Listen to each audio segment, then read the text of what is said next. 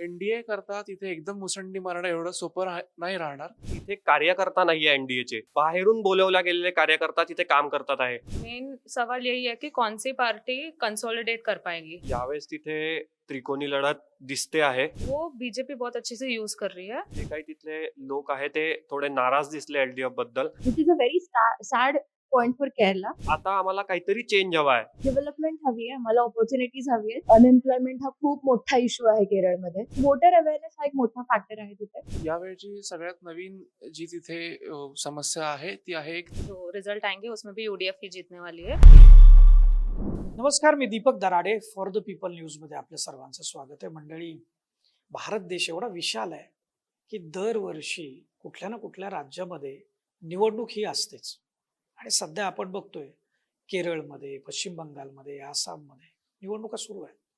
आणि आपण सध्या पुण्यामध्ये आहे आणि पुण्यातील MIT स्कूल ऑफ गव्हर्नमेंट हे जे राजकीय नेतृत्व घडवणारं जे इन्स्टिट्यूट आहे, डॉक्टर राहुल कराड यांच्या संकल्पनेतून हे स्कूल सुरू झालं. आणि इथं मी या MIT स्कूल ऑफ गव्हर्नमेंटचे आता जे माजी विद्यार्थी आहेत ते सध्या वेगवेगळ्या राज्यातल्या विधानसभेमध्ये, काही राजकीय पक्षांमध्ये विविध पदांवरती कार्य करताना आपल्याला दिसतात. आणि आत्ता आपण या स्कूलच्या या वर्गामध्ये आहे आणि या MIT स्कूल ऑफ गव्हर्नमेंटचे जे विद्यार्थी आहेत ते केरळमध्ये गेले होते. केरळमधलं जे निवडणुकीचं वातावरण आहे, तिथली पार्श्वभूमी आहे, तिथलं मतदार आहे, त्यांचा अभ्यास करण्यासाठी आणि ती स्टडी टूर करून हे विद्यार्थी पुण्यामध्ये परतलेत. आणि तिथं नेमकं काय त्यांनी अनुभवलं, त्यांना काय बघायला मिळालं. कारण केरळ म्हटलं की सध्या भारतामधलं एकमेव जे राज्य आहे की जिथं डाव्यांची सत्ता होती. आता इलेक्शन आहे, रिझल्ट काय येतो त्यानंतर कुणाची सत्ता येते हे आपल्याला बघायला मिळेल. परंतु तत्पूर्वी आपण ह्या सगळ्यांकडून जाणून घेऊ. माझ्यासोबत ही सगळी 5 विद्यार्थी आहेत. काय नेमकं बघितलं त्या ठिकाणी, कसा अनुभव होता गेल्यानंतर. केरळ भाषेचा विषय असतो, तिथले इंटरॅक्शन्स, तुम्ही तिथल्या मतदारांशी ज्यावेळेस इंटरॅक्ट केलं काय जाणवलं. कारण तिथं डाव्यांची सत्ता होती, आता NDA काही ताकदीनं तिथं लढताना दिसत आहे, परंतु UDF पण आता सत्तेत येण्याची सुद्धा चर्चा होते. ह्या 3 याच्यामध्ये नेमकं काय बघायला मिळालं तिथं. यावेळची सगळ्यात नवीन जी तिथे समस्या आहे ती आहे एक त्रिकोणी जे तिथलं वातावरण तयार झालेलं आहे.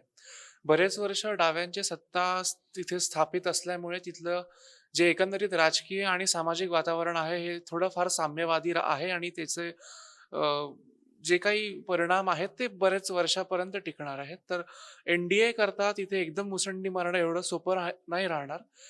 यावेळी नक्कीच NDAला थोडंफार यश मिळू शकतं, पण यावेळचा जो तिथे सत्ता कारण असेल हे परत द्विपक्षीय राहील. UDF करता या इलेक्शनमध्ये एक चांगली बाजू किंवा ठोस बाजू अशी आहे की लोकांमध्ये असंतुष्टता आहे LDFच्या सत्तेला घेऊन. गेली 5 वर्ष त्यांचं असं मत होतं तिथल्या लोकांचं की तिथली डाव्यांची जी गरिबांसाठी आणि शेतकऱ्यांसाठी काम करण्याची जी पद्धती आहे ती कुठेतरी शहरीकरणाची मागणी, त्यानंतर इंडस्ट्रीजला मोठ्या मोठ्या व्यवसायांना केरळमध्ये आणण्याच्या मागचे जे त्यांचे प्रयत्न आहेत हे कुठेतरी त्यांच्या या मोठ्या उद्देशांना, जो त्यांच्या गरिबांचा उद्देश याला डावलून लावतात आहे. तर या समस्या लोकांपर्यंत पोहोचतायत आणि तिथल्या विरोधी पक्ष जे आहेत हे बरोबर लोकांपर्यंत पोहोचवत आहेत. तिथल्या ज्या एक रॅडिकल आपण भाषा म्हणतो त्या पद्धतीने UDFनी यावेळा अलायन्स सुद्धा चांगला बांधलेला आहे. नॉर्थ केरलामध्ये मुस्लिम लीग सोबत असो आणि साऊथ केरलामध्ये बरोबर त्यांनी यावेळा गठबंधन बरोबर बांधलं गेलेलं आहे. ग्राउंडवरती काम चांगलं चालू आहे.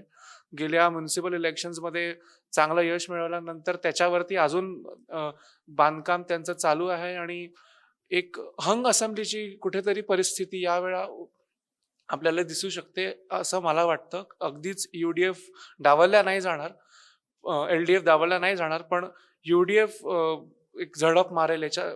दोघांमध्ये फाईट दिसतेय. ऋषिकेशला दोघांमध्ये फाईट दिसते. आकांक्षा खरं तर केरळमधूनच आहे. आकांक्षा, आप केरला से हो, तो वहाँ की सिचुएशन आपसे ज्यादा कौन बेहतर जान सकता है, मतलब बाहर से अगर आएंगे लोग, पर जो कम्युनिटी है वहाँ, क्रिश्चियन कम्युनिटी है, मुस्लिम कम्युनिटी है, हिंदुत्व भी है, पर अभी वो हिंदुत्व का जोर अभी मतलब प्रचार में दिख रहा है, असल में कितना है? अभी रिसेंटली एक इशू हुआ था शबरीमला गोल्ड थेफ्ट करके, जो शबरीमला के द्वार है उधर से गोल्ड थेफ्ट हुआ था। तो उसके वजह से जो रिलीजियस सेंटिमेंट्स है हिंदू लोगों के, वो वापस थोड़े एक्टिव हुए हैं। और उस वो बीजेपी बहुत अच्छे से यूज कर रही है।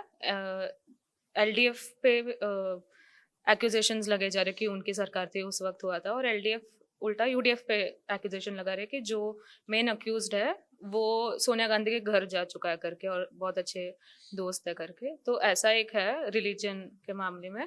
मुस्लिम और क्रिश्चियन वोट्स बहुत पहले से ही बटे हुए हैं एलडीएफ यूडीएफ और एनडीए में मेनली। तो फिर अभी मेन सवाल यही है कि कौन सी पार्टी कंसोलिडेट कर पाएगी, चाहे वो क्रिश्चियन वोट हो या फिर मुस्लिम वोट हो। तो वही देखने को मिला है। जैसे कि अभी ऋषिकेश ने बताया कि वो हंग असेंबली देखने को मिल सकती है, आपको क्या लगता है? लोकल बॉडी इलेक्शंस में यूडीएफ ने बहुत अच्छा काम किया था, तो मुझे लगता है कि आने वाले इलेक्शंस में भी जो रिजल्ट आएंगे उसमें भी यूडीएफ ही जीतने वाली है। एक तो वो हो सकता है, या फिर जैसे ऋषिकेश ने बोला हंग असेंबली, बट मुझे फिर भी यूडीएफ पे भरोसा है कि वो जीत पाएंगी। तेजसचं नेमकं म्हणणं काय? या दोघांच्या सारखंच म्हणणं आहे का काही वेगळे निरीक्षण त्या ठिकाणी नोंदवण्यात आली तुझ्याकडून? नाही, दोघांनी पण जे अगदी बरोबर बोललेले आहेत, की यावेळेस तिथे त्रिकोणी लढत दिसते आहे. परंतु की तिथे आता जे एल-डी-एफ जे मागच्या 10 वर्षात तिथे राज्यकर्ता आहे, तर यावेळेस भरपूरसे जे काही तिथले लोक आहेत ते थोडे नाराज दिसले एल-डी-एफ बद्दल. कारण की त्यांनी 10 वर्षांमध्ये 5 वर्ष, जे पहिले 5 वर्ष होते त्यांनी खूप चांगल्या प्रकारे तिथे काम केलेलं. पण नंतरचे जे 5 वर्ष होते ते त्यांनी चांगल्या प्रकारे काम नाही केलं, असं तिथले जे आम्ही सर्वे घेतले तिथल्या लोकांचं म्हणणं होतं. पण त्यांचं एक म्हणणं होतं की आता आम्हाला काहीतरी चेंज हवा आहे. म्हणजे प्रत्येक वेळेस आपण एकच सरकार येत आहे 10 वर्षापासून, आम्ही त्यांचं काम बघतो आहे, कोणाला आवडतं आहे कोणाला नाही आवडतं आहे, परंतु यावेळेस काही चेंज हवा आहे. तर आम्ही कोणाकोणाचं म्हणणं होतं की आम्ही युडीएफला मत देऊ, कोणाकोणाचं म्हणणं होतं की आम्ही एनडीएला मत देऊ. तर आम्हाला जे सर्वे तिथून कलेक्ट झाले त्यावरून असंच मला वाटतं आहे, दोघांचं पण म्हणण्यावरून असंच वाटतं आहे की तिथे युडीएफ यावेळेस सरकार बनवेल. 70 ते 80 सीटपेक्षा तिथे युडीएफ जास्तीत जास्त सीट घेतील असं मला वाटतं आहे. एनडीएचा खूप प्रचारामध्ये जोर दिसतो. केरळमध्ये यावेळेस आम्ही नक्कीच काहीतरी चमत्कार घडवून दाखवू, असं होईल? एनडीएचा यावेळेस त्यांनी एक जी आपण म्हणतो की ओपनिंग होईल. आपण बघतो आहे की जे मागच्या इलेक्शनला एनडीएने तिथे एक पण सीट नव्हती आली, पण यावेळेस असं वाटतं आहे की एनडीएची तिथे ओपनिंग होईल. त्यानंतर जे पुढचं इलेक्शन होईल त्यावेळेस मला जे वाटलं की तिथे विरोधी पक्षनेता एनडीएचा बसू शकतो. आणि त्यानंतरचं जे इलेक्शन होईल, आता ते भरपूर दूरची गोष्ट आहे, परंतु त्यानंतरचं जे इलेक्शन होईल त्यामध्ये एनडीए तिथे सरकार नक्कीच बनवू शकतं असं मला वाटतं आहे. आणि आता जी सिच्युएशन एनडीएची तिथे आहे की तिथे जे ग्राउंड लेवलसाठी लोक उतरले आहे एनडीएचे, खूपशे लोकांचं म्हणणं होतं की तिथे कार्यकर्ता नाही आहे एनडीएचे, बाहेरून बोलवल्या गेलेले कार्यकर्ता तिथे काम करतात आहे. परंतु मला असं नाही वाटलं, कारण की आम्ही जिथे सर्वे केला तर तिथले लोक जे होते ते खूप खुश होते एनडीएच्या कामांनी, जे सेंट्रलवर त्यांनी काम केलं आहे, कोणत्या कोणत्या योजनांचा लाभ त्यांना भेटतो आहे, कोणाकोणाला भेटतो आहे कोणाकोणाला नाही भेटतो आहे. जे खालच्या लेवलपर्यंत ज्या योजना गेल्या आहे त्यांनी एनडीएच्या लोकांवर, तिथल्या जे वोटर्स आहेत त्यांची खूप चांगल्या प्रकारे खुशी दिसते आहे. अनुष्का आहे माझ्यासोबत. अनुष्का, काय नाही, केरळला म्हटलं की म्हणजे साक्षरता पहिलं आपल्या डोळ्यासमोर आहे. खूप साक्षर असलेलं हे राज्य आहे. इथं तरुण मुलं मुली जे आहेत ते बाहेरच्या देशामध्ये जॉबसाठी जायला पसंती देतात आणि खूप मोठी संख्या आहे तिथं या सगळ्या युथच्या संदर्भामध्ये किंवा त्यांचा पॉलिटिकल अवेअरनेस हा कसा जाणवला तुला? केरला म्हणलं लिटरसी आली, आणि लिटरसी म्हणल्यावर एक सिविक अवेअरनेस जो असतो तो वोटर अवेअरनेस मध्ये पण ट्रान्सलेट होतो. आणि मी स्वतः खूप साऱ्या यंग लोकांशी तिथे इंटरॅक्ट केलं. मला यूथ इन्व्हॉल्वमेंट इन पॉलिटिक्स खूप कमी जाणवली तिथे. बिकॉज त्यांचं एक परसेप्शन बनलेलं आहे की Kerala is all about too much politics and not enough development. आणि त्याच्यासाठी त्यांनी मायग्रेशन जो आहे हा इश्यू रेज केला. त्याला एक युथ एक्झोडस म्हणून खूप एक चांगली टर्म आपण म्हणू शकतो. आणि mostly youth is migrating to Gulf countries, which is a very sad point for Kerala. कारण तुम्ही जर लिटरसी ऑफर करत आहात तर तुम्ही लोकल ऑपॉर्च्युनिटीज, डोमेस्टिक ऑपॉर्च्युनिटीज सुद्धा ऑफर केले पाहिजे मुलांना. आणि मायग्रेशन हा खूप मोठा इश्यू आहे. So this also serves as a very important political message for other parties, की तुम्ही नुसतं युथ जे सेगमेंट आहे किंवा युथ वोटर जे आहे ते नुसतं कॅप्चर नाही करू शकत. कारण people are trying to move beyond ideology. कारण एक एक यंग व्यक्तीशी माझं एक बोलणं झालं. ते कट्टर एलडीएफ सपोर्टर होते. बट ही सेड की माझा सपोर्ट तिथेच थांबला when the left government has when it failed to translate its principles to reality. कुठेतरी इम्प्लिमेंटेशन हा फॅक्टर येतो. इश्यू बेस्ड पॉलिटिक्स हा फॅक्टर येतो when it comes to youth. आणि जे आपण नेहमी म्हणतो की जेन झी, युवा वगैरे, तर हा सगळ्या पॉलिटिकल पार्टीजनी हा मुद्दा लक्षात घ्यावा की आम्हाला डेव्हलपमेंट हवी आहे, आम्हाला ऑपॉर्च्युनिटीज हवी आहेत. आम्ही आयडियोलॉजीला कधी पण सोडून पुढे जाऊ शकतो आणि पुढे बघू शकतो. माझ्यासोबत तन्वी आहे. काय नेमकं म्हणजे प्रॉब्लेम आपल्या प्रत्येक राज्यांमध्ये दिसतातच खरं. इथं नेमके काय प्रॉब्लेम दिसतात? म्हणजे हमाल असतील, कामगार असतील, रिक्षावाले असतील, हा जो एक सामान्य वर्ग आहे, तर केरळ मधल्या या सामान्य वर्गाची म्हणजे प्रतिबिंब काय दिसलं नेमकं? काय पाहायला मिळालं? नक्कीच. आम्ही आत्ता बऱ्याच जणांशी तिथे गेल्यावर बोललो. त्यांचे व्यवसाय खूप वेगवेगळे होते. त्यामुळे आम्हाला खूप वेगवेगळ्या गोष्टी तिथे म्हणजे समजल्या. पहिली गोष्ट म्हणजे त्यांनी सगळ्यांनीच मांडली ती म्हणजे बेरोजगारी. अनएम्प्लॉयमेंट हा खूप मोठा इश्यू आहे केरळमध्ये. कारण त्यांचं असं म्हणणं आहे, की सरकार खूप चांगल्या फॅसिलिटीज सोबत त्यांना शिक्षण देतीये. त्यांना खूप चांगल्या पद्धतीने चांगले एसी क्लासरूम्स वगैरे आहेत त्यांना अगदी गव्हर्नमेंट स्कूल्समध्ये सुद्धा. आणि हे सगळं शिक्षण त्यांना दिल्यानंतर जेव्हा ते जॉब्स बघायला जातात तर तेवढ्या लेव्हलचे जॉब्स त्यांना तिथे मिळत नाही. आणि ते जॉब क्रिएशन तिथे व्हावं म्हणून सरकारकडून काही प्रयत्नही दिसत. त्यामुळे अनएम्प्लॉयमेंट हा खूप मोठा इश्यू आहे. अनुष्का जसं म्हणाली तसं गल्फ कंट्रीजमध्ये खूप जास्त मायग्रंट्स आहेत केरळमधून. म्हणजे आपल्याकडे महाराष्ट्रात जसा कोकणातला माणूस मुंबईत येऊन कामाला लागतो, तसं त्यांच्याकडे केरळातला माणूस गल्फ कंट्रीजमध्ये जाऊन काम करण्याची पद्धतच आहे. त्यामुळे ती कुठेतरी जर आपल्याला तोडता आली आणि आपल्या देशासाठी चांगल्या शिक्षित युवांचा आपल्याला जर फायदा झाला, तर ते खूप देशासाठी चांगलं असू शकतं. दुसरा प्रॉब्लेम जो त्यांनी सांगितला तो म्हणजे भ्रष्टाचार. हा ऍक्च्युली खूपच मेजर प्रॉब्लेम म्हणून पुढे आला. कारण कुठलाही प्रॉब्लेम आपण जरी घेतला तरी त्याचं मूळ हे सरकारी भ्रष्टाचारपर्यंतच येऊन थांबत होतं. आम्ही एका कॉन्स्टिट्युएन्सीमध्ये गेलो होतो ज्याचं नाव वट्टियूरकाव होतं. तर तिथला जो एमएलए होता तो सबरीमालाच्या इश्यूमध्ये त्याचं नाव खूप पुढे येत होतं आणि ते खूप अफेक्ट करत होतं लोकांना सुद्धा. अजून एक प्रॉब्लेम जो आम्ही तिथे नोटीस केला तो म्हणजे त्यांचं असं म्हणणं होतं की एलडीएफ सरकार त्यांच्या स्वतःच्या कार्यकर्त्यांसाठीच जॉब्स वगैरे देतीये आणि त्यामुळे बाकीच्या सामान्य लोकांना त्याचा काहीच लाभ होत नाहीये.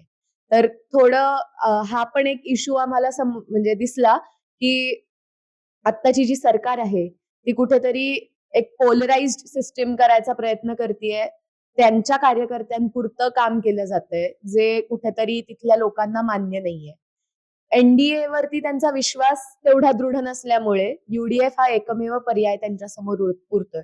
एनडीए बद्दल अजूनही असं म्हणणं आहे लोकांचं की ती जिंकून येईल की नाही याची आम्हाला शाश्वती नाहीये आणि त्यामुळे लोक एनडीएला मतदान करत नाहीयेत. कारण जर ती सत्तेत आलीच नाही तर मग त्यांचं मत वाया नको जायला ह्या हेतूने सुद्धा त्या त्या सगळ्या मुद्द्यावरती विचार केला जातोय तिथे. त्यामुळे ह्यावेळी असं वाटतंय की एलडीएफच्या अजून म्हणजे ते भ्रष्टाचाराचे फक्त आरोप आहेत, अजून सिद्ध नाही झालंय. पण तरीही इतकी चर्चा आम्हाला जनतेमध्ये ऐकायला आली आणि जाणवली की त्याचा खूप मोठा फटका ह्या इलेक्शन्स मध्ये एलडीएफला पडेल असं वाटतं. हे बदल होईल असं वाटतंय. हो. एकूण महिलांच्या बाबतीमध्ये काय तिथं दिसलं? महिला हा घटक सध्या देशभरातल्या निवडणुकीमध्ये अतिशय लाडकी बहीण फार चर्चेची ती म्हणजे काय म्हणूया आपण मतदार आहे काय, तिथं काय दिसतंय का लाडक्या बहिणीच्या संदर्भामध्ये? केरळमध्ये फ्रीबीज हा कॉन्सेप्ट मला एवढा नाही जाणवला dominant to that might shape the women voter strategy जसं बिहारमध्ये झालं. पण पॉलिटिकली अवेअर आहेत तिथल्या महिला ज्या आहेत त्या केरळच्या. आणि एल-पी-जी क्रायसिस हा मोठा इश्यू होता. तसं आम्ही जेव्हा पण इंटरॅक्ट केलं त्यांच्याशी तेव्हा स्टेट, नॅशनल पॉलिटिक्स सोडून त्या डायरेक्टली जिओ पॉलिटिक्सवर गेल्या, फॉरेन पॉलिसीवर गेल्या. पॉलिसीज डायरेक्टली अफेक्ट होतात महिलांना आणि तिथे त्यांचं क्लिअर आहे. आयडिओलॉजीज वगैरे सगळ्या क्लिअर आहेत. सो वोटर अवेअरनेस हा एक मोठा फॅक्टर आहे तिथे. आणि हो, women's contribution in voting or even in shaping the Kerala's political landscape now is high this time. Tourism हा विषय फार केरळमध्ये फारच चांगली इंडस्ट्री. त्याचा काय इम्पॅक्ट किंवा त्याच्या संदर्भामध्ये मतदारांमध्ये काही चर्चा ही दिसते का? आम्हाला तर असं काही तिथे दिसून नाही आलं की टुरिझममुळे तिथे काही मतदारांवर इफेक्ट होतोय किंवा तिथल्या लोकांवर काही इफेक्ट होतोय. आम्ही ज्यावेळेस त्यांच्याशी जे मतदार आहेत तिथल्या त्यांच्याशी बोललो, तर त्यांचा असं काही तिथला मुद्दा नाही निघाला की आमच्या इथे बाहेरून लोक येतात किंवा ते इथे येऊन फिरतात किंवा जे काही त्यांचं अजून त्यांचे तिथे बीचेस आहेत तिथे वगैरे काही हे करून ठेवतात. तर असं काही तिथे आम्हाला दिसून नाही आलं. शायद इसके बारे में आकांक्षा काफी ज्यादा जानकारी दे सकती है। मतलब टूरिज्म तो केरला की पहचान है, मतलब हमने देखा भी है, उसके कारण एम्प्लॉयमेंट भी जनरेट हो रही है। तो वो एक इम्पैक्ट इस अभी के इलेक्शन में कुछ दिख रहा है? नहीं, क्योंकि टूरिज्म क्योंकि बहुत पहले से ही है और कैसा है कि केरला के लोगों को टूरिस्ट से कभी कोई दिक्कत हुई ही नहीं है, इसलिए बहुत सारे होम स्टेज भी है केरला में। तो टूरिज्म का इलेक्शन से या फिर वोटर सेगमेंट से उतना कुछ अफेक्ट नहीं होता है, ऐसा ही देखा जाता है केरला में। मेरा मतलब है कि एम्प्लॉयमेंट जनरेट करने में वो कितना अहमियत उसकी है। एम्प्लॉयमेंट जनरेट होता है उसकी वजह से, लेकिन यूथ इतने इंजीनियरिंग बैकग्राउंड के हैं, बहुत सारे मेडिकल बैकग्राउंड के हैं या फिर ऐसे लोग जिनको बिजनेस में इंटरेस्ट है, उनके उनके लिए ज़्यादा अपॉर्च्युनिटीज नहीं है, इसलिए वो एक प्रॉब्लम हो जाता है एम्प्लॉयमेंट के बारे में। आपण बघितलं ही MIT स्कूल ऑफ गव्हर्नमेंटचे विद्यार्थी आहेत, पहिल्या वर्षाचे विद्यार्थी आहेत आणि केरळमध्ये जाऊन, खरं तर भाषेचा अडसर आहे, पण तरी सुद्धा त्या ठिकाणी जाऊन त्यांनी एक अभ्यास केला, सर्व्हे केला. मतदारांना काय वाटतंय, मतदारांच्या मनामध्ये काय आहे आणि डाव्यांचं सरकार असलेलं हे राज्य एकमेव राज्य आहे आपल्या देशामध्ये. तिथल्या लोकांना काय वाटतंय की आता LDF येणार का UDF येणार, NDAला संधी असणार. कारण आपण बातम्यांमधून या सगळ्या चर्चा, त्याच्या संदर्भातला प्रचार हे बघत असतो. पण एक गोष्ट लक्षात घेतली का, ही जी नवीन पिढी आहे ना, ती नेमकी राजकारणाकडे कोणत्या दृष्टिकोनातून बघते, कुठले मुद्दे त्यांच्यासाठी महत्वाचे आहेत. म्हणजे एक वेळ विचारसरणी बाजूला ठेवण्याची सुद्धा तयारी या नवीन पिढीची आहे, पण त्यांना आवश्यकता आहे डेव्हलपमेंटची आणि ती डेव्हलपमेंट महत्वाची आहे. म्हणून खरं तर हा एक ट्रिगर पॉइंट आहे प्रत्येक राजकीय पक्षानं, राजकीय नेत्यांना आणि ज्यांना राजकारणामध्ये करिअर करायचं त्यांनी लक्षात घेण्यासारखा हा मुद्दा आहे. आणि ही मुलं, हे विद्यार्थी जे MIT स्कूल ऑफ गव्हर्नमेंटच्या माध्यमातून वेगवेगळ्या स्टेट्समध्ये जाऊन तिथल्या इलेक्शन कॅम्पेन, तिथलं राजकारण, तिथलं समाजकारण याचा अभ्यास करतात आणि पुढे जाऊन वेगवेगळ्या राजकीय पक्षांमध्ये, विचारधारेमध्ये ते त्यांच्या त्यांच्या परीनं काम करतात. खरं तर हे फार मोठं योगदान आहे, हे देशासाठीचं योगदान आहे मी म्हणेन. कारण अशा पद्धतीनं शिक्षित पिढी जर राजकारणामध्ये आली आणि अशा बहुअंगानं अभ्यासपूर्वक अभ्यास करून जर राजकारण पुढं होणार असेल भारताचं, तर देशाचं भविष्य उज्ज्वल असेल. कॅमेरामॅन अनिल स्वार, मी Deepak Darade for the people news, Pune.